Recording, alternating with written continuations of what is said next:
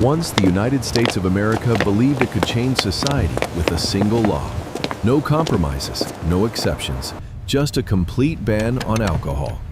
In 1920, Prohibition officially came into force.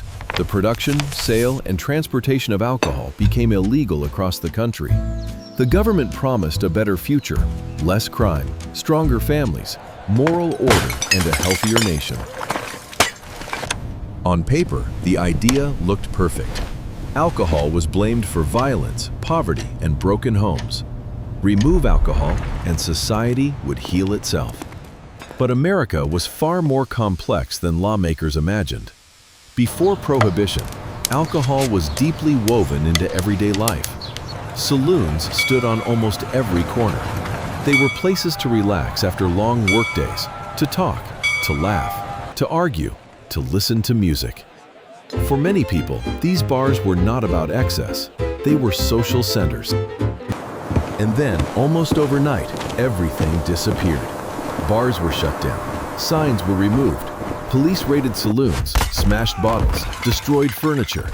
Barrels of beer and whiskey were poured into the streets as crowds watched in silence.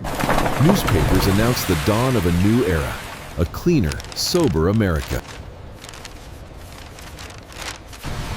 But desire did not disappear. Alcohol didn't vanish, it went underground.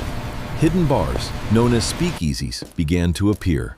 No signs, no advertisements. To get inside, you needed the right password, the right connections, and perfect timing. Behind locked doors, jazz filled the air once again.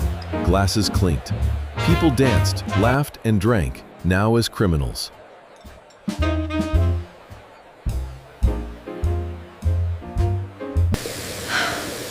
At home, ordinary citizens began producing alcohol themselves, in bathtubs, kitchens, and basements, often without knowledge or safety.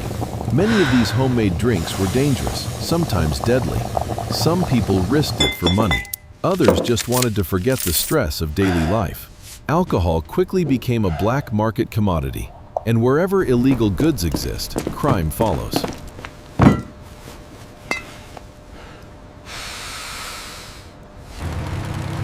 Smugglers transported liquor from Canada and Mexico. Dark highways, cars without headlights, high-speed chases, gunshots, crashes. Entire networks formed around illegal alcohol distribution. The profits were enormous. This was the moment when organized crime began to rise. Gangsters took control of speakeasies, supply routes, and prices.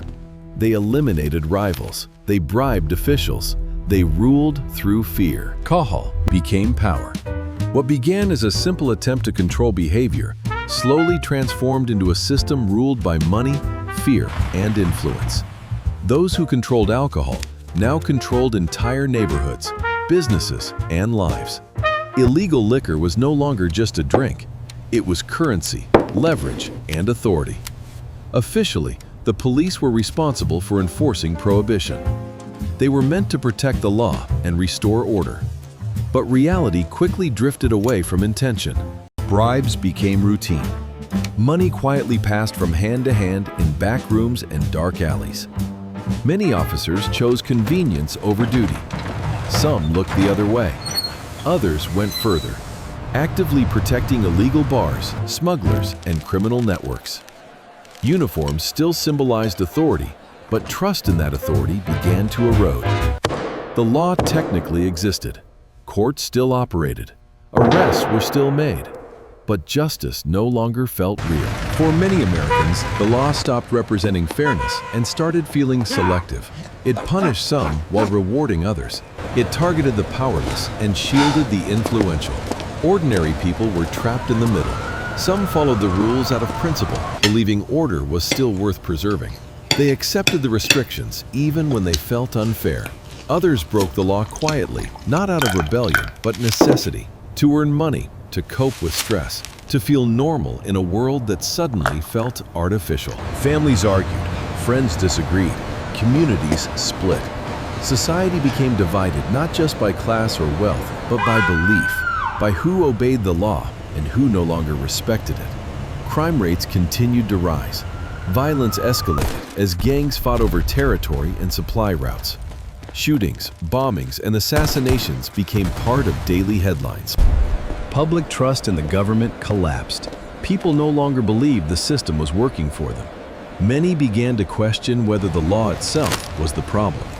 What was meant to fix America only made it more dangerous. Years passed, and the consequences became impossible to deny. Instead of sobriety, Prohibition produced corruption. Instead of order, it created chaos. Instead of unity, it deepened division. Eventually, the truth could no longer be ignored. Year after year, the evidence became impossible to deny. What was once defended as a moral reform now stood exposed as a national failure.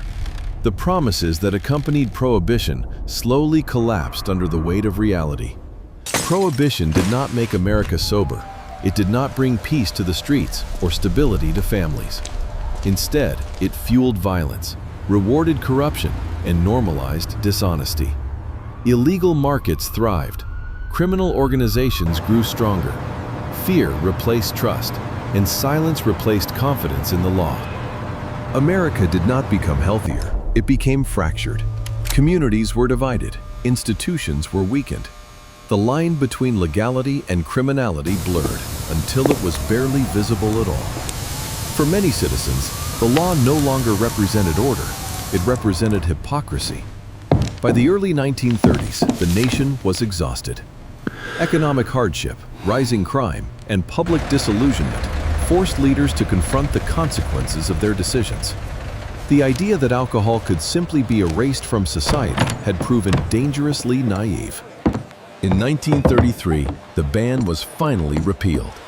Bars reopened their doors, sometimes cautiously, sometimes joyfully. Legal alcohol returned under regulation and oversight, restoring a system of control that Prohibition had destroyed rather than strengthened. The underground slowly surfaced. What had thrived in darkness was brought back into the open. People celebrated, but the celebration was about more than drinks. It marked the end of an illusion, the belief that complex human behavior could be reshaped through absolute prohibition. It marked the end of a national experiment that had gone too far, ignored reality, and underestimated human nature. Prohibition entered history as a powerful lesson.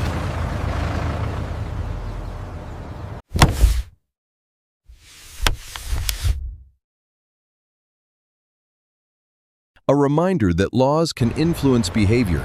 On paper, they can define boundaries, set rules, and outline consequences. But they cannot easily rewrite desire, belief, or instinct. Reshaping society requires more than force. It requires understanding. And that lesson remains relevant long after the last speakeasy closed and the last barrel was poured into the street.